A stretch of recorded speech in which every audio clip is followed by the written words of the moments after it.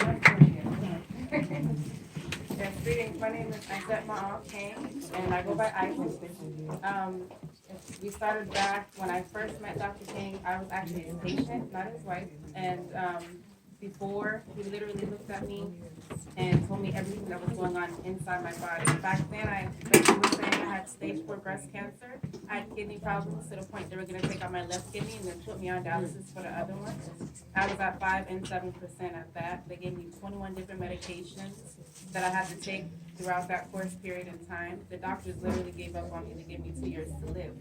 So fast forward, when I met Dr. King, he was literally just, a doctor someone introduced me to. I saw him at one of my events, and, I had to commend him for everything that he was saying, because everything that he said really hit home to me.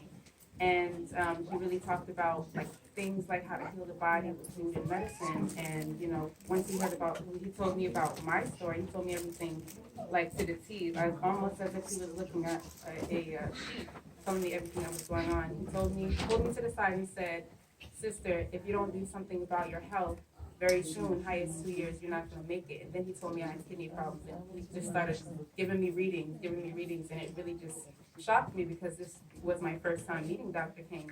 So as you know, he has a sixth sense.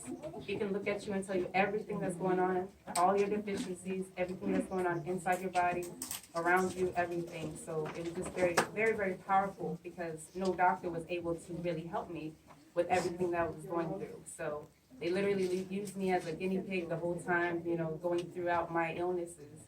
Not only that, I had a rare condition growing up. Let me just back. A sister said something about mental illness. I actually grew up. At 8 years old, they told me that I had depression. Yes. So they gave me medications from an early age, and they started using me as a guinea pig all throughout that time. So fast forward, I was pretty sick, and I told myself, I can't go out like this. So once he told me that I actually could, do something better than to just have to lay down and die like the doctors are saying, I was on board. He took out 3 months out of his busy schedule to help heal me with everything that was going on. I was completely bald at that time, by the way.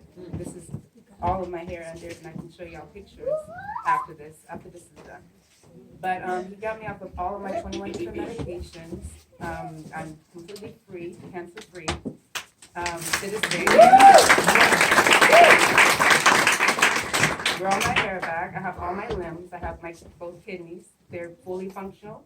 Nothing is wrong to this day. I'm 100% natural. And I have this man here to prove it, for me to even be here. He's the reason why I'm here to this day. So I'm very, very grateful. And I thank all of you for coming and taking the time to receive this information. And I'd like to bring him up and let him to explain the rest of how he actually helped me. So give a big hand for Dr.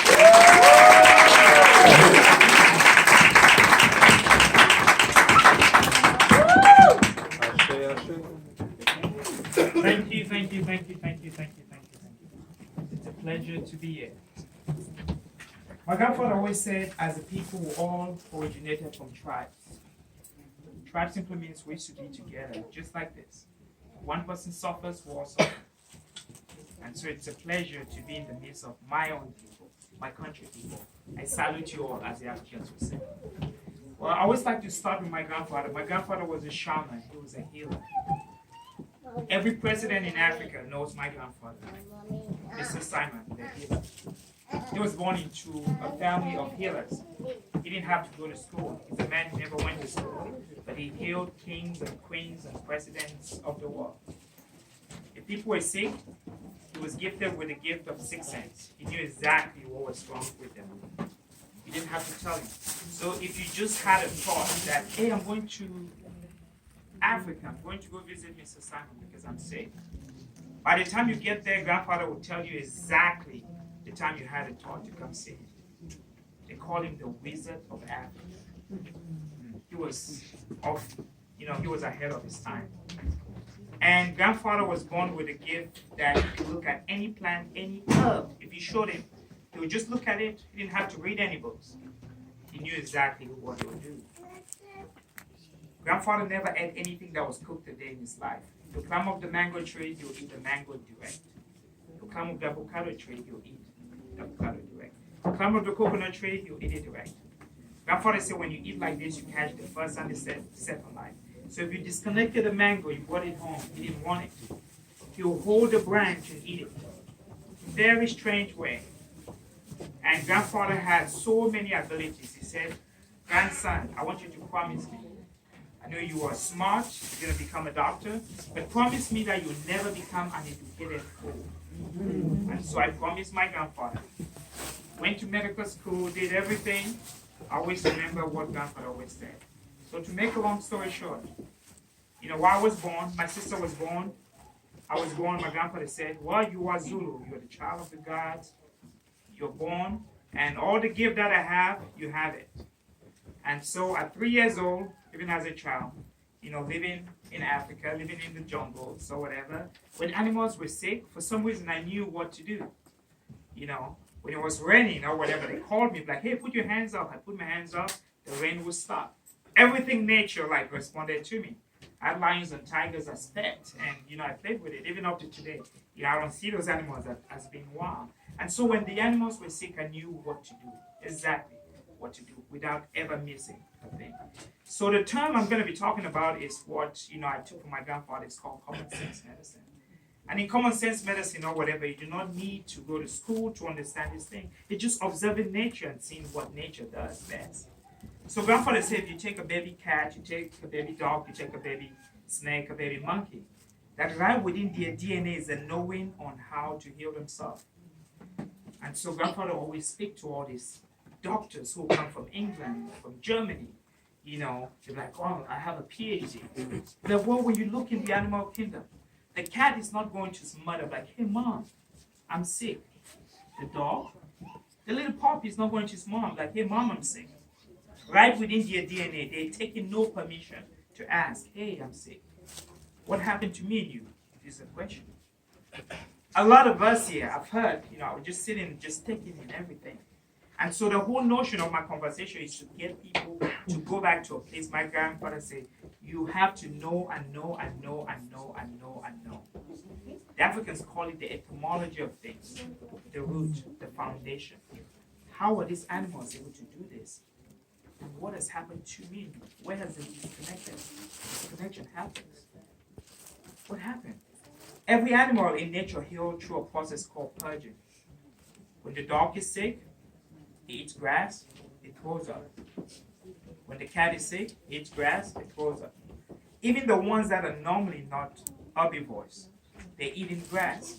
But the beautiful thing I learned from this wise man, called my grandfather, my teacher, is that he always said, everyone has seen their dog, their cat do this. He said, the weed we see around, they're normally medicine. Because the cat doesn't go so far. It doesn't go a mile away to find its medicine. The dog is not going a mile. We always seen it. Like, oh wow, just in front of our home. And so grandfather said, if every one of us live here and we have blood pressure, diabetes, cancer, he said the weed that will grow around our home is for the diseases we have. He said the animals are showing us what to do, how to do it. But a lot of us become diseducated fools. We go to school and we get all this knowledge. And when it comes to a little thing, we catch a cold. We run into someone else. And you tell me, are the animals better than me and you, or we're better than them? These are the questions we must ask. Until we start connecting back, then even as a people, we become so far away, so disconnected. And then we keep passing down these lies to future generations. Before we know it, will be a generation of fools. And so people always ask Mr. Simon, or whatever, like, what is food? The beautiful thing about this man is, he was a man who never went to school. He never stepped his foot, but he was the most smartest, the most wisest man. I've traveled the world. I've dared to meet people like him. And it is out of there that I got my own training, despite being to medical school. And people always ask the question, what is food? Grandfather say food is to nourish the body. Food is to nourish the body. Grandfather say everything that's dead has to be buried. You cannot take a dead piece of meat and put it in your body and expect it to be alive. This part will be indoctrinated. You hear so many madness. Scientists saying, oh, you got to eat according to blood type. You got to do this. But grandfather always said, grandson, look at nature. Always look at nature. It doesn't matter what the scientists say. Look at nature. Focus on nature. You will always have the perfect solution. So that is why I look at nature. So if you look at, what we should be eating, someone asks, so Mr. Simon, what should we be eating? He takes them outside. Like, what do you see the most? They say green. What color do you see the most? You see green. And if we go out there, we're going to see green. Like, what? This is what we should be eating the most. Like, green, nature is what we should be eating the most. And so, yes, and so someone asks, grandfather, he's like, what should humans be eating also? Grandfather always answered, like, we have to look at the human anatomy so we have to determine what humans should eat. That if we look at our human anatomy, or whatever, even our human structure, grandfather said every meat eater have canine units. Every meat eater, they have claws. Every meat eater have the upper body to be able to hold down a cow and bite on it. Every meat eater have short intestines, but we have opposite of that. So this alone tells us exactly what we should be eating. And so people talk about even having a protein deficiency. If we look at the cow, we look at the elephant. These are some of the biggest mammals that live on the face of the planet. But you can see that no one of them is dying from a protein deficiency because they're getting every single thing. It's how we've been lied to how we should be eating. Only until we start going back, then we'll really be able to reveal ourselves. Anyone have any questions? Okay, I'll keep talking. Okay, my grandfather talks about a long time ago when animals could speak and plants could speak. He said that all the animals came together and they were going to elect the caretakers of the planet. So they all elected the lion. They sat again and then they decided to write down all the characteristics. They realized that lions are meat eaters. So they had to re-elect. So they re-elected the human beings. The reason why they said they re-elected the human beings was because human beings did not eat animals. And every single animal, these are stories grandfather always tells us, every single animal started writing a book of consequence. What they will do to you if you eat them. The cow begins to write, if you eat me, I'll shorten your life. I'll give you heart disease, I'll give you prostate, I'll give you all these things. The chicken writes. So all these animals, they started writing all these things. And so grandfather said, high blood pressure, diabetes, cancer, heart diseases, a lot of diseases that we think they're diseases, grandfather said, lie. They're not diseases. These diseases do not exist in nature. Blood pressure is just our ability to be able to discipline, what we put in our mouth. If we eat as nature designs us to eat, we do not have to have blood pressure issues. The cow has food for it. The bird has food for it. The snake has food for it. The monkey has food for it. I was speaking at Harvard and I was asking all these smart intellectuals, what are the food for humans? Can someone answer me that question? You see, we've never answered the question, what is the food for humans? Despite the plant, we might have a plant, despite we love that plant, you're not going to give it the best, expensive coat. Like, oh, this is for friends. I should give it. If you do that, it's going to die. This is how God created the world. He specified every single thing. Every single thing had something that it should eat. Human beings are the only creatures that have never ever defined what exactly they should be eating. So they're eating everything and anything.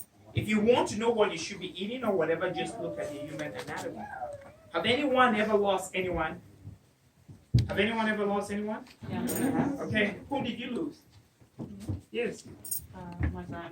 Why didn't you eat her? Okay, beautiful. It sounds crazy when you say that, right? When we eat chickens, are they dead or alive? Dead. Okay, when we eat cows, are they dead or alive? Dead. Grandfather said everything that's dead must go to the grave. So what do? We cook it. We use our bellies as graveyard. So we wonder what we'll feel like, Yeah, like dying.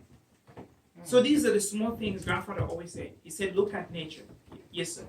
I don't think that was a good example because we don't necessarily eat things that died because of natural causes. We kill the animal and then we eat them. So using a human that died. I was just trying to make a point. Also, right? I was just trying to make a point. And what about the plant that dies? Well, that is what we're designed to eat. Okay. Our human anatomy tells us everything we should be eating. So we had an event in California. We had a vegan parlor. So we had a bunch of friends, they came over. And we had some friends that said, oh, we eat meat.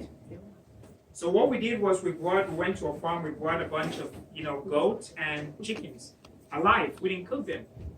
So we brought it when they were serving food, we started giving the goats and, the chickens to the people ate meat. And everyone ran. It was crazy what was going on because we had over like 10 goats. And people were running around like, hey, goat, meat eaters, attack. And no one attacked. And I said, well, meat eaters, this is how they eat their meat. This is how they eat their meat. They kill it and they eat it.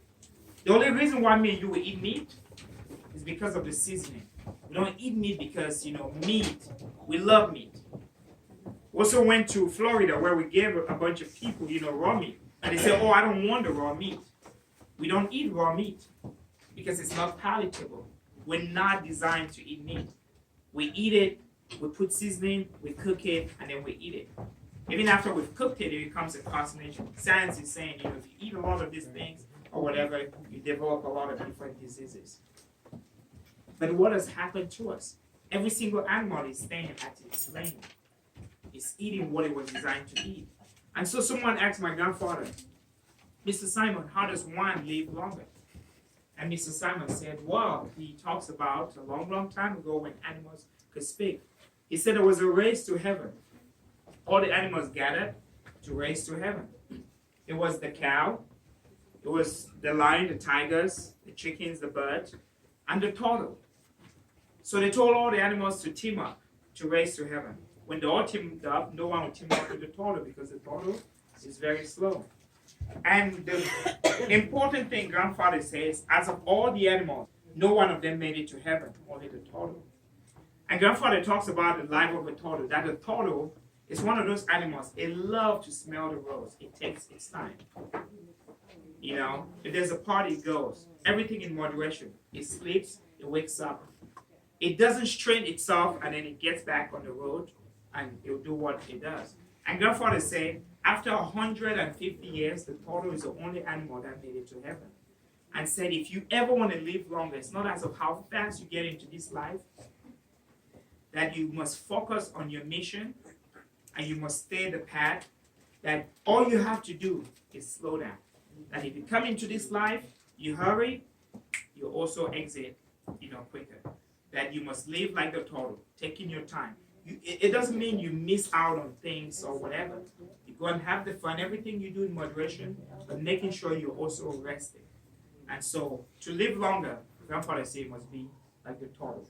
Anyone have any question? Yes, sir. Dr. Kang, I understand what you're saying about the chicken, the goat, Yes. cow. Those are land animals. But what about fish and all of that? That's from the sea.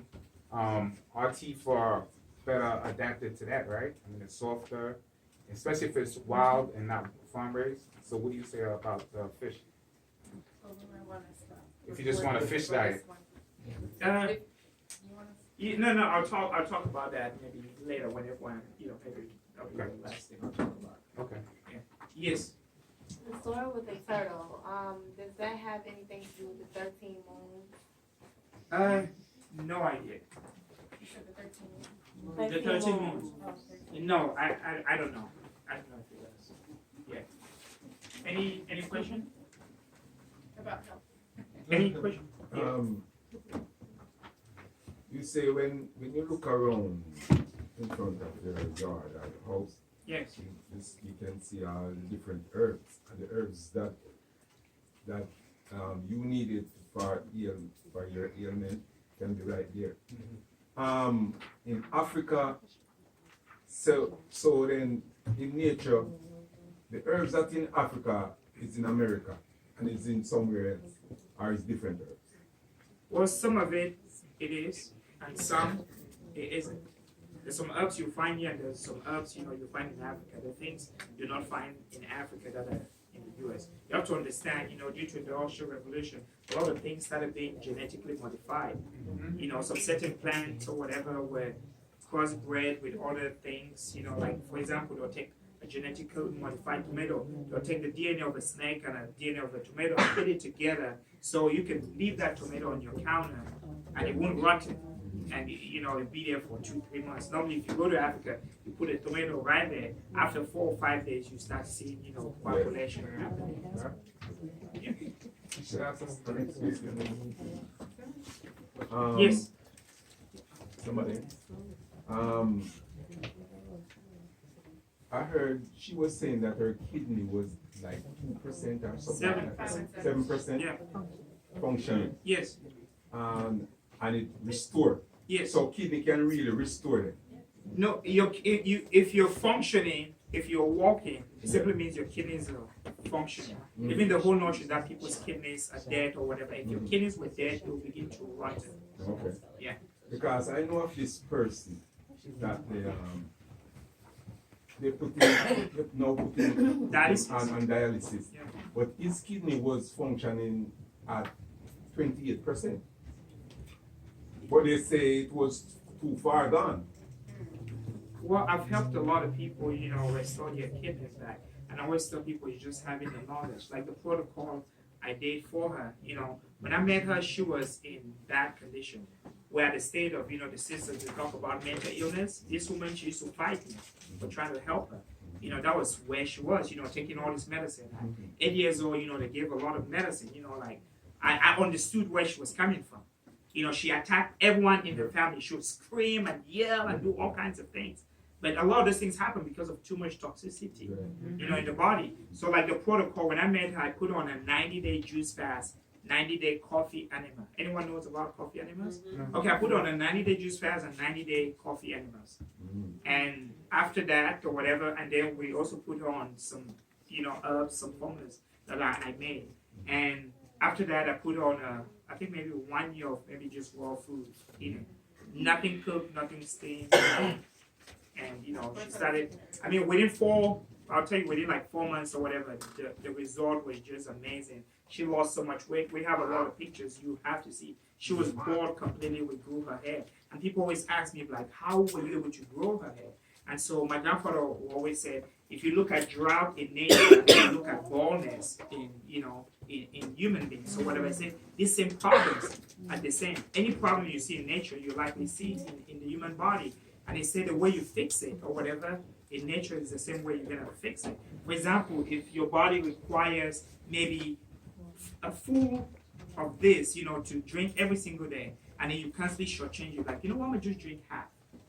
What the body will do is, because our bodies are consciousness, it's gonna take that water and be like, okay, where is this water needed the most? The eyes.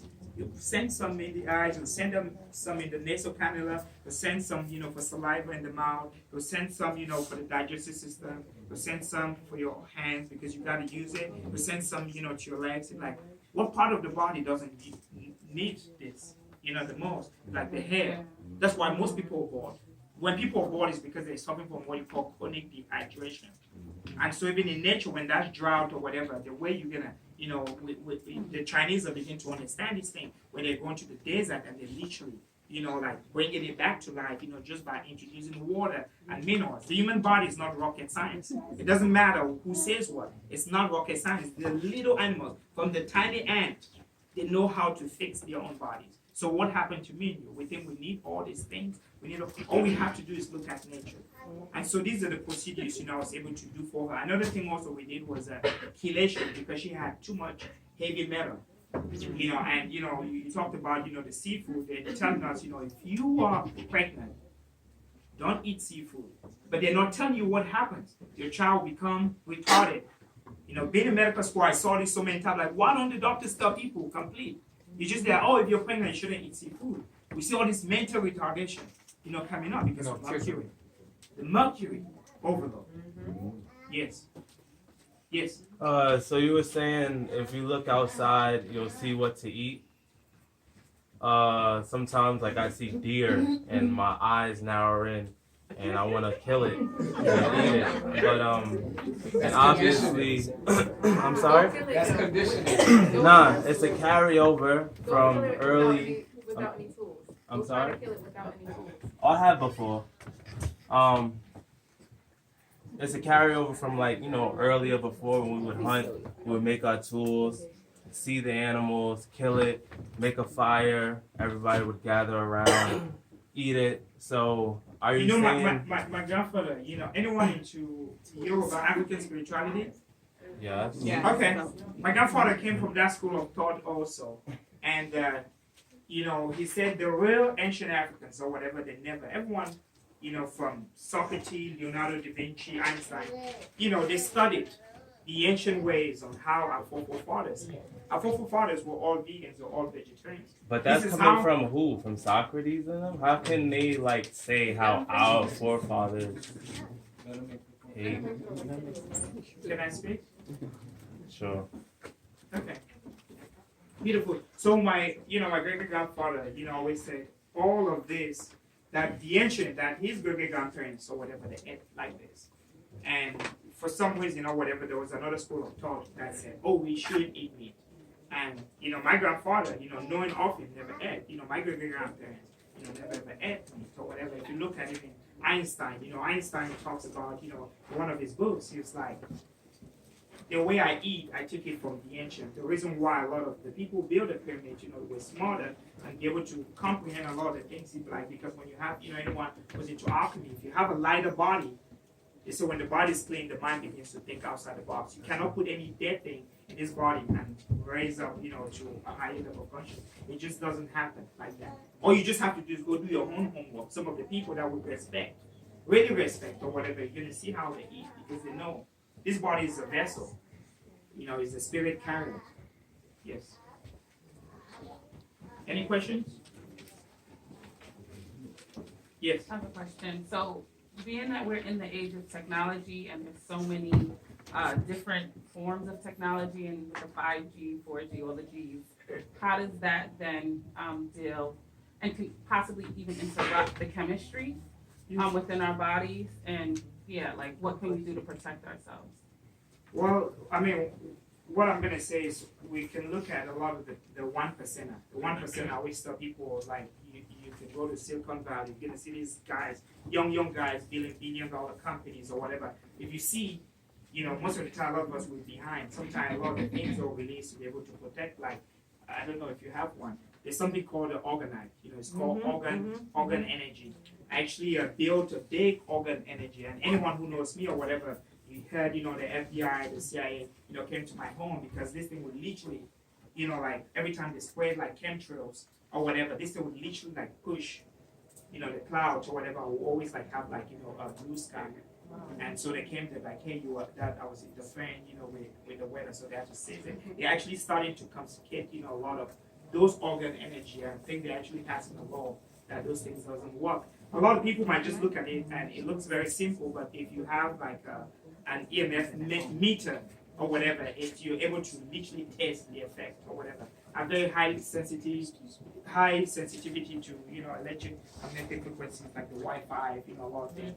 Even now I just do my work, most of the time, on my phone without even having to use a computer because I'm very, it's like the more you raise up your vibration, the more and more you become very sensitive, and a lot of people are becoming sensitivity to electromagnetic frequency. With the coming of the 5G, you see what will happen. I think we have mental illness, so whatever, it's literally going to go up. Everyone, the 1%, they're coming out with things to be able to, help themselves, grounding pad, the body pad, organ energy to be able to protect themselves. Because those things, they're real. Yeah, they're real. Yes. I have one more question. So, being that there's like spiritual warfare and chemical warfare, then we're in this, I don't know what the word is, in terms of being attacked through the food now with the GMOs. What can we do when we're going into these stores? Many of us don't have a farm that we can just reach out and go to. Like, what is an alternative? What can we do to make sure that we're protecting ourselves and getting the nourishment that we need? Well, beautiful. I'll go back to my grandfather. As the brother said, a lot of things we've been conditioned. If we look at a cow, is just eating one thing at a time. It's what you call monofood. The monkey is eating a banana. It's not eating a banana and peanut. A lot of us will be in very conditioned that we need all these things to eat. You know, people don't know that, you know, the places where you can just go and lick the back of a tree and you have all the nutrients. You know, this is like foreign to the average person. You know, if you've ever gone to the mountains, you know, survival, whatever, a lot of the things they designed to be eating. I know even like, you know, being in Texas or whatever, sometimes we'll go to our neighbor's backyard and they're like, oh, no, you can't eat those fruits. The fruit you eat has to come from the store. You know that, you know, or whatever. I will tell people like, no, we'll harvest this. We even go to the bayous and pick berries. I will eat it, you know. We went to our patient's home in Florida, and while I was there, I was like, oh my God, this doctor, he was a doctor, and he was dying. And as I walked through his driveway and I was seeing all these plants and I was just eating, people were like, what are you doing? I'm like, this guy has all the medicine to heal him, and he's calling me, he's flying me, paying me $10,000 just to come help him. And he has all the medicine that can heal him right there. So all I tell our people that we have to maybe go back, you know, educating ourselves, knowing ourselves, you know, teaching ourselves, you know, because knowledge is power, as our people said. Yeah. So how do you manage to, like the sister said about with all the GMOs and all of this on food, and then they're putting the chemtrails in the sky, and all this stuff is coming down on the vegetation. Yes, thank you. How do you manage that? Like for me, I know what I do to manage it, but I want to hear what you beautiful. say. Well, for me or whatever, we eat one meal a day or whatever. We have 2 kids, and we just want to. Can everyone put this off so I can be real or whatever? Yeah.